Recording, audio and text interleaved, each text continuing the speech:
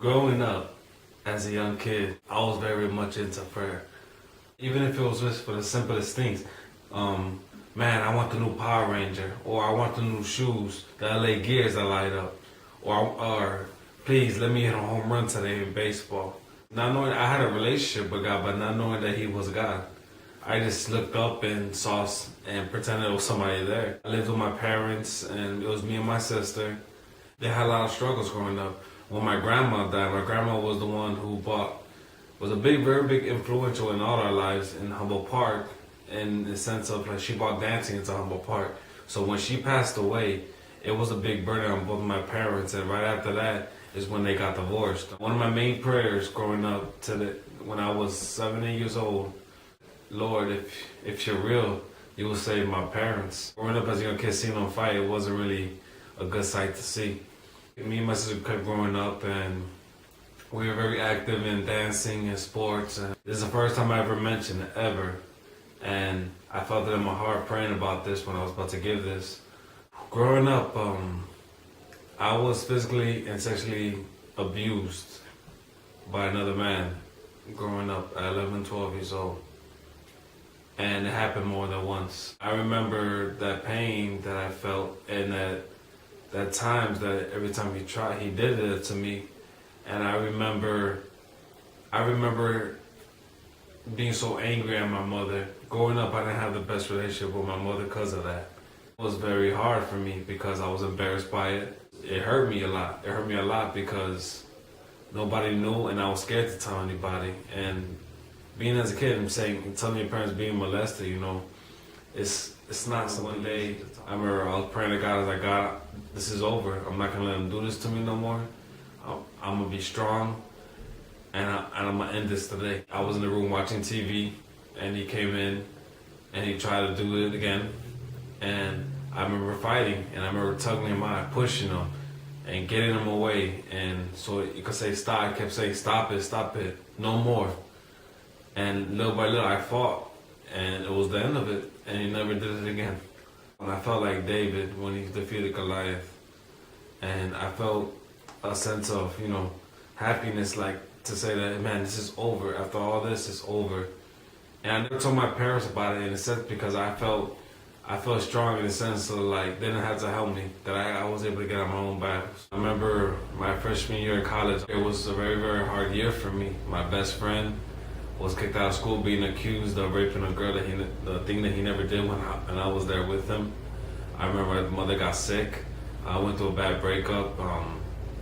I went through just a lot of things that didn't go my way. I remember in the dorm room, it was a basement, it was a bathroom in the basement. And I remember praying almost every night at 12 to 1. And I would hide in that bathroom, and I would pray, and I would cry, and I would weep, and I was like, God, why is this doing this to me? And not knowing that my storm that I was going through was making me a better person. The first time I can honestly say that I felt God there, that I witnessed Him there with me, and I felt Him with me right next to me. I was in Wright College, and that summer I had to take a course in order to play football because that freshman year I didn't really do good in school. I was in class and was just looking down at my paper while the teacher was teaching, and I was telling myself, and I told God, I was like, God, I'm tired of being this way.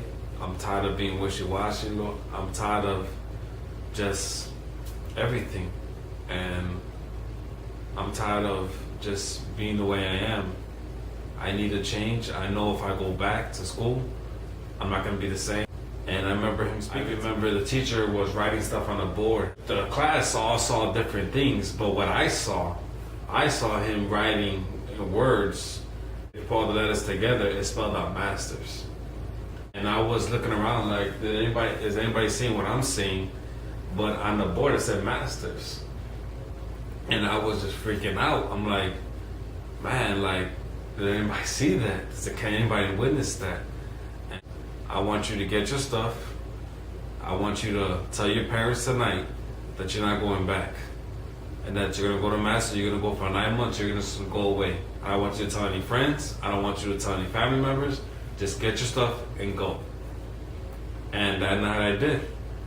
And for that 9 months, I went away and I didn't tell anybody. It's been A few years after I graduated master's, I got my college degree. I have a bachelor's degree. I got different certifications. Continuing to further my education. I was able to play 4 years of football in school, play baseball as well. To find a home in the church as a ministry, as a sports ministry. And now I'm one of the leaders in the sports ministry, and it's a blessing to me because I'm able to reach different lives every single day in things that I do, which I love, which is sports. And I look at it as like, if the enemy has my attention, if he knows my name and he continues throwing stuff at me, that means that God is with me.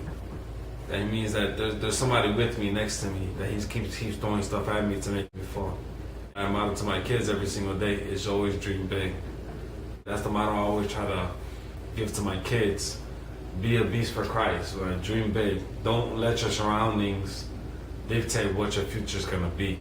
It's a blessing, and I'm doing different things for kids, and every day, even if it's just words of encouragement, or even if it's just showing them attention that they need, because some of these kids, all they want is for somebody to hear them out, or somebody just practicing with them. I'm able to do that, and I'm able to do that for a living.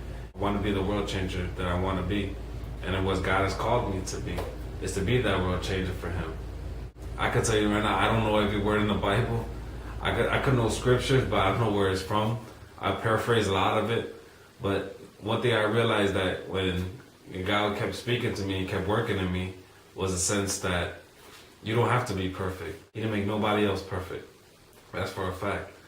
And when I realized that I could learn to be myself, I remember one saying was that really stuck to me, was like, always preach the word of God, and when necessary, use words. So I allow my actions and my heart to be my preaching. I look at my parents, and both of my parents remarried, and now all four of them are part of the church, and now they're like four best friends. And you don't see that nowadays. You really don't.